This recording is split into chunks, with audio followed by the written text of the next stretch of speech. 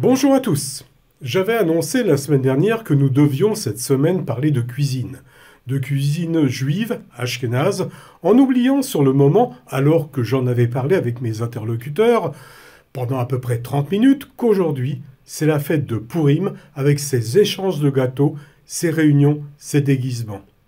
Pourim, si on prend le récit, ça part mal. Mais il se termine néanmoins à l'avantage des Juifs du royaume d'Assuérus. Et au fil du temps, 4 mitzvot sont prescrites et ont été liées à cette fête de joie, de lien avec les autres, de convivialité. Premièrement, écouter la Megillah, la lecture de la Megillah qui retrace ce récit. 2. Faire des dons d'argent aux pauvres. 3. Envoyer de la nourriture à des amis, ce qui se traduit par leur offrir des gâteaux élaborés spécifiquement pour cette fête, se mettre à table pour un festin, et puis, j'en rajouterai une 5e qui est venue se rajouter au fil du temps, se déguiser, se réunir pour un bal costumé. C'est ce que nous avons toujours réalisé ici à Cannes jusqu'à l'année dernière. Alors, puisque nous virons vers la nostalgie cette année, en fonction des restrictions de distanciation sociale, j'ai demandé à plusieurs amis de la communauté de me relater, à propos de Pourim, une anecdote, un témoignage, un souvenir d'enfance. Et c'est ce que nous relate, tout d'abord, la vice-présidente en charge de l'événementiel, Chantal Ziegelman, désignée pour interpréter le rôle majeur d'une pièce de théâtre. Devinez laquelle? Et j'étais la reine Esther. Où? À la rue de Bonne. Je devais avoir 8 ans, 10 ans, 11 ans. Je me souviens plus vraiment. Et voilà, on nous avait fait monter une troupe. Il devait y avoir, entre autres, Madame Ayache, qui nous dirigeait. Il y avait plusieurs autres dames. Monsieur Ben David aussi, qui a fait partie de toute notre jeunesse, qui était animateur à cette période-là. Et bon, mon plus beau souvenir, c'est que je pense que je devais avoir la couronne la plus belle, puisque c'est mon papa qui l'avait faite, très haute, en velours rouge, remplie de diamants. Voilà, donc ça, c'est un très très beau souvenir que j'ai de cette période et de la reine Esther.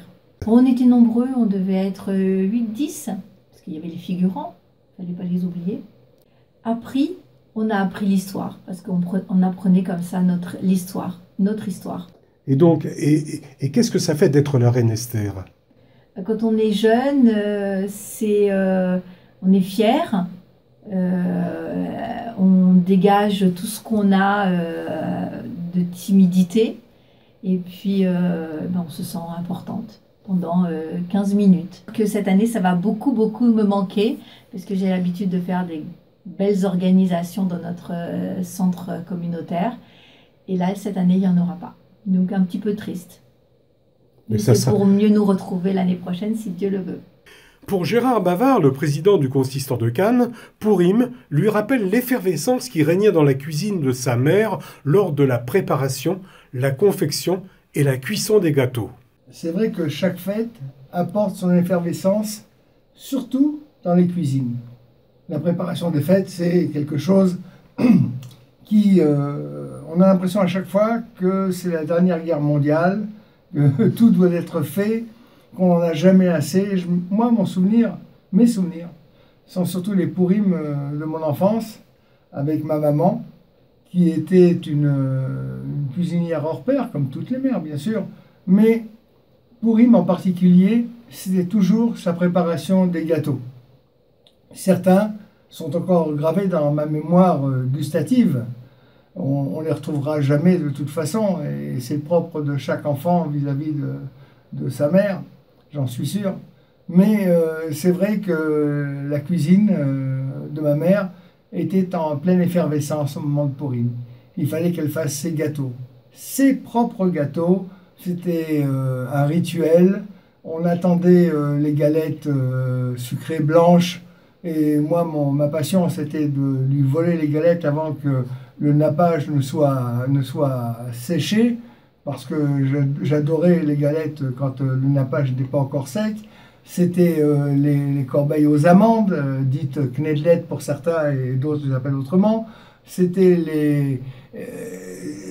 les couronnes, tous ces gâteaux des parfaites constantinoises et algéroises faisaient pour les fêtes, mais c'est vrai que c'est une tradition générale. Ma mère était une folle de la cuisine et de la pâtisserie, et il y en avait partout. Les macroudes, les cigares au miel, Les dattes fourrées. mais partout, il y en avait partout dans la maison, partout dans la cuisine. C'était un rituel immuable, et c'est vrai que on avait l'impression que c'était une préparation de guerre, mais dans la joie. Et il fallait surtout pas toucher. Mais mon grand plaisir, bien sûr, c'était de venir les voler. Je crois que depuis, d'ailleurs, je suis moins sucre que sel. Ça doit venir de ça, certainement. Mais c'est le propre de Pourim. C'est que ça se passe dans la joie et qu'on fasse le plus de gâteaux possible pour en offrir au plus grand nombre possible. C'est important. Oui, ça sent la fleur d'oranger, ça sent la vanille. C'est vrai que la cuisine est remplie d'odeurs, mais je dirais même l'appartement, la maison entière est remplie d'odeurs. Il y en a de partout. Il y en a de partout. On en trouve en dessous les placards, on en trouve au-dessus des placards, on en trouve sur toutes les tables, ça traîne de partout. Ça traîne pas. C'est un désordre organisé. Voilà. C'est important. Et puis après, il faut les distribuer. Donc il faut préparer les boîtages. Ah non, attention. Là, celui-ci, il n'aime pas ce gâteau-là, mais donc je vais lui remettre un peu plus de celui-ci, etc. C'était vraiment une organisation digne d'une préparation de guerre, quoi. Voilà. Georgia Roy, en charge du Talmud Torah et de l'enseignement religieux au sein du consistoire de Cannes, elle, et on le comprend, avait été choisie pour interpréter le rôle majeur de la reine Esther. Alors, je vais raconter il y a quelques années déjà, quand j'étais à l'école, j'avais 10 ans, et bien sûr, chaque Pourim, on se déguisait. Et ce Pourim, j'avais été choisie pour être la reine Esther, donc j'avais une très très belle robe. Et donc, on avait fait la fête à l'école. Et bien sûr, j'ai eu des applaudissements. J'étais vraiment heureuse d'être la reine Esther. Mais par contre, quand on est retourné à l'école, quelques jours après, je me suis encore remise ma robe de reine Esther, en pensant que j'étais la reine Esther du peuple juif, quoi. Dans ma tête, j'étais toujours la reine Esther.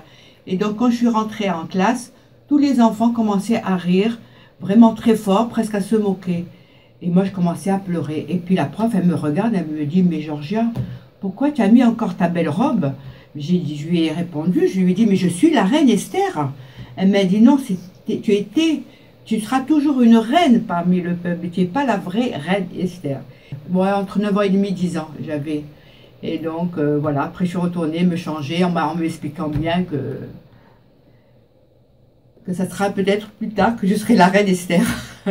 Et j'ai une autre anecdote, c'est-à-dire qu'en classe, je faisais aussi le clown. J'adorais amuser les enfants. Et aussi, j'aimais aussi dessiner. Je me passais mon temps à dessiner, j'adorais ça.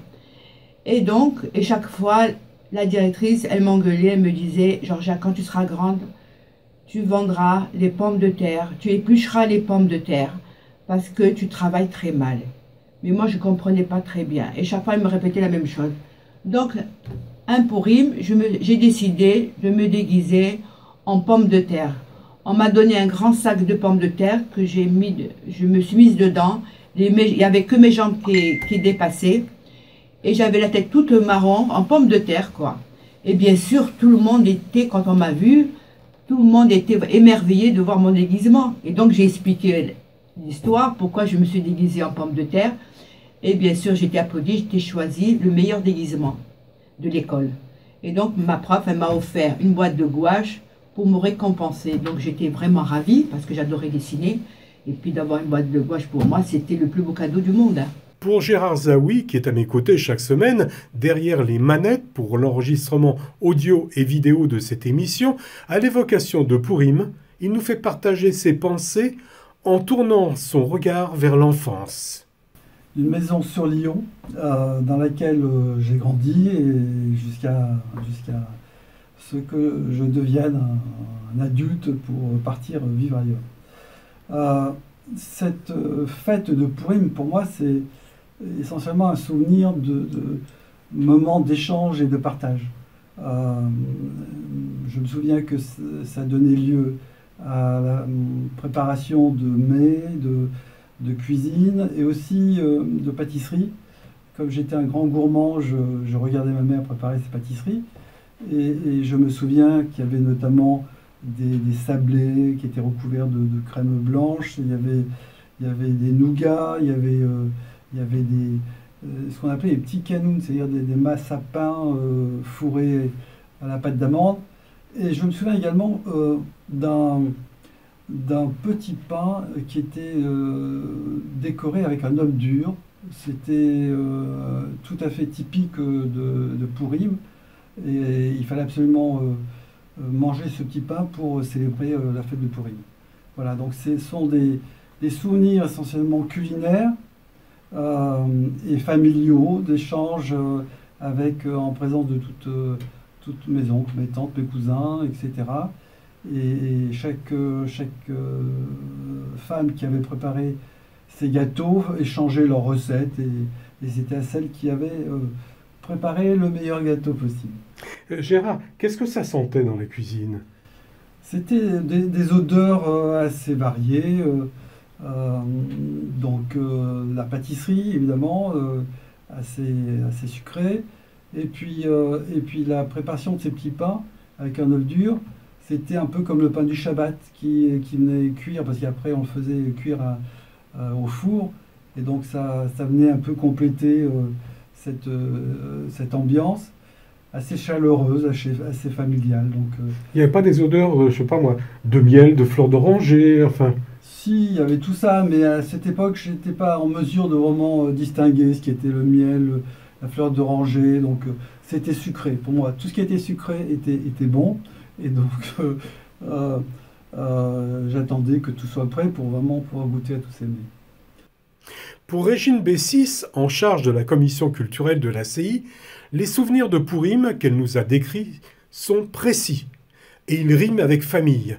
Alors, fermez les yeux car le soleil nous aveugle.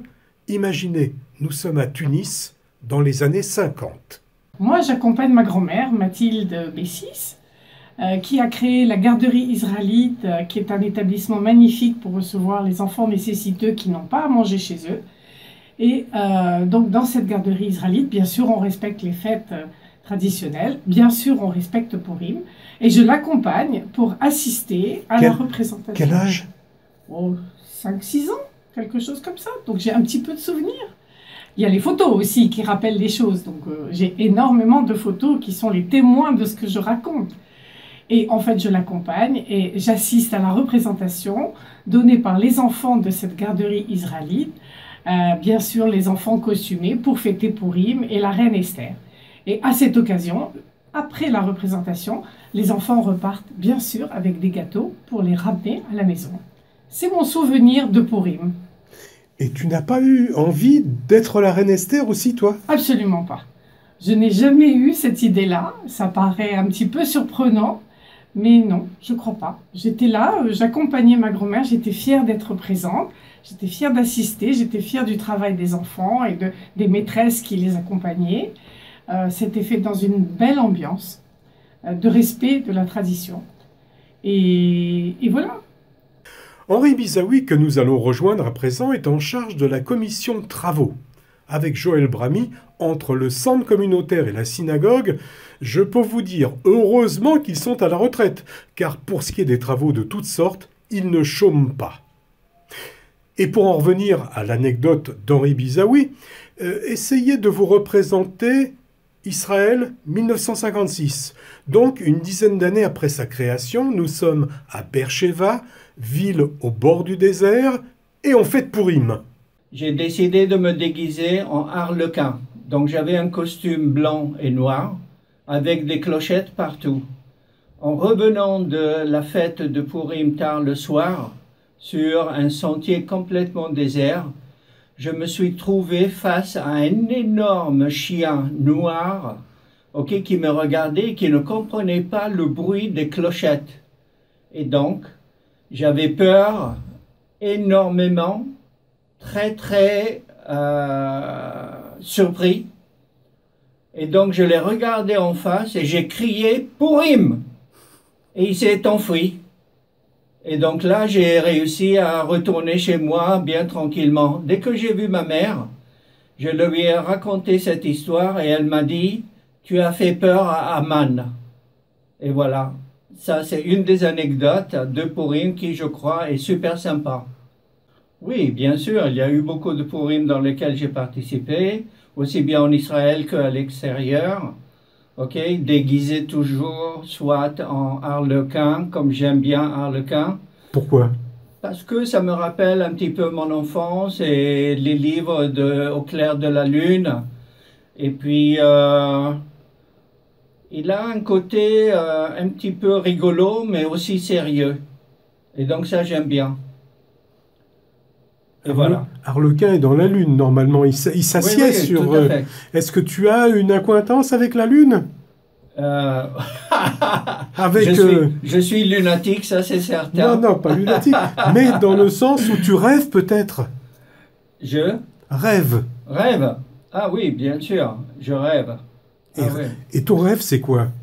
Mon rêve vis-à-vis de Harlequin, tu veux dire? Non, ton rêve principal, ce serait? Mon rêve principal serait certainement quelque chose qui est lié avec... parce que d'habitude, lorsque je rêve de personnages qui n'ont pas de visage. Donc mon rêve est un jour de rêver et de trouver un personnage avec un visage. C'est psychanalytique, là, hein? Tout à fait. Mais je suis complètement barjot. Ça correspond bien à Purim. Absolument, tout à fait. En Israël, est-ce qu'il y avait... Il y a aussi la tradition des gâteaux. Oui, il y a des gâteaux, il y a les sucreries, il y a les grandes fêtes, il y a les parties, il y a la danse dans les rues, il y a la diada dans le temps. Et ça ne se fait plus malheureusement maintenant. Là, mais c'était la diada, c'était une énorme parade où tout le monde y participait sur le boulevard Allenby à Tel Aviv. Ok, et ils bloquaient les rues et on dansait pendant la journée et toute la nuit. Sur les plages, bien sûr, maquillés, déguisés. C'était vraiment la fête, comme on dit, dans le bon sens du vieux temps. Je terminerai cette série d'évocations nostalgiques de fêtes de Purim passées avec Eva, la femme du rabbin de la ville de Cannes. Pour visualiser le souvenir d'enfance qu'elle nous relate, je pose le décor. Nous sommes dans la ville de Troyes dans les années 1975 et son père, Abba Samoun, en est le grand rabbin. Elle a 7-8 ans et ses pensées vont naturellement vers sa mère. J'associe beaucoup la fête de Purim en fait avec ma mère pour plusieurs raisons. La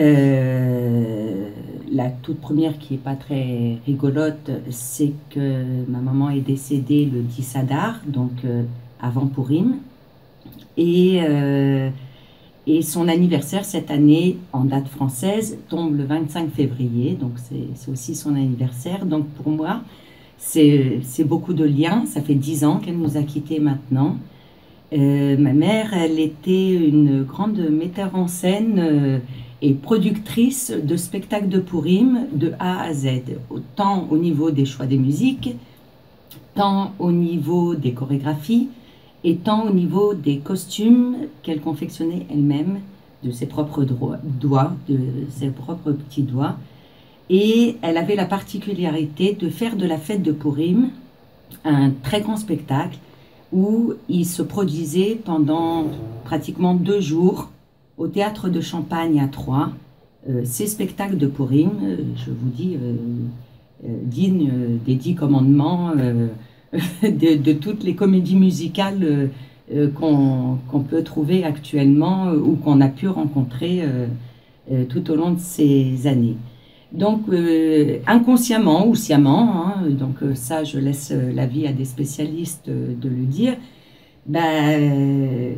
je me suis retrouvée dans le même système pour Purim. Ça veut dire qu'à notre arrivée à Aix-en-Provence, on était tout jeunes mariés, notre fils aîné avait tout juste 6 mois, et j'avais récupéré tous ces costumes voilà, que ma mère avait confectionnés J'ai oublié, enfin j'ai pas oublié, mais je ne savais pas dans quel contexte il fallait le mettre. C'est vrai que mon papa était le grand rabbin de la ville de Troyes, la ville de Rachis, pendant plus de 50 ans. Ce qui est rare de nos jours qu'un rabbin reste dans la même communauté, mais bon voilà, ils ont construit cette communauté où il n'y avait rien. Et alors que nous, on arrive dans des communautés déjà où les lieux sont faits, où il y a des choses quand même qui sont déjà mises en place et qu'on essaye un peu de s'arranger. Et donc, je m'occupais du Talmud Torah à Aix-en-Provence et je fais un petit clin d'œil justement à tous ces enfants qui sont devenus adultes et qui pour eux, c'est quelque chose qui les a marqués. Pourquoi? Parce que nous avions loué un gymnase, enfin, on nous avait attribué un gymnase et plus de 800 personnes étaient venues voir le spectacle que j'avais fait pour les jeunes de la communauté d'Aix-en-Provence. C'était quelque chose de merveilleux. Bon, sans compter qu'à Marseille, pareil, Purim, c'était toujours grandiose.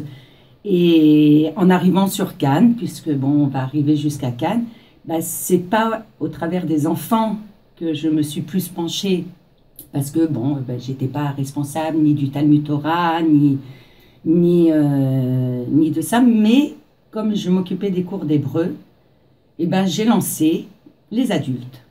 Et je me souviens de ce premier Purim à Cannes, où justement personne en tant qu'adulte n'osait se déguiser. Et pour sûr, on a fait le buzz cette année-là. On s'était tous donné rendez-vous au coin de la rue. C'était trop rigolo. Et on est rentré. Et en fait, au lieu de photographier le rabbin pendant sa lecture de Megillah, on était les stars cannoises déguisées, du plus grand, du plus âgé, des déguisements magnifiques. Et pour ceux qui s'en rappellent, c'était une année merveilleuse. Eva, je voudrais qu'on revienne un petit peu à Troyes. Comment ça se passait Purim à Troyes, mais en dehors de cette grande fête, où vous jouiez sûrement Purim, enfin toute la Megillah, comment ça se passait entre familles à Troyes? Alors, à Troyes, c'était une grande famille. C'est-à-dire, comme on le connaît peu dans les communautés, ça veut dire que depuis que mes parents étaient installés à Troyes, du fait qu'ils aient construit la communauté, ma mère a reçu les rapatriés en 62, elle les a hébergés, elle les a nourris, ça fait qu'on était une grande famille. Aujourd'hui, dès qu'on dit Troyes, on se connaît tous. Même aujourd'hui, tout le monde se connaît, donc il y avait toujours cet échange. Combien de familles? À l'époque, alors ça je sais pas. Alexandre, je suis le numéro 9 d'une fratrie de 10, donc mes souvenirs sont un peu biaisés, mais voilà, je sais qu'on a tous grandi ensemble, que les fêtes de Purim c'était vraiment le moment festif à Troyes. Et sans compter, voilà, ma mère, je vous dis, c'était la salle à manger, elle était remplie de gâteaux.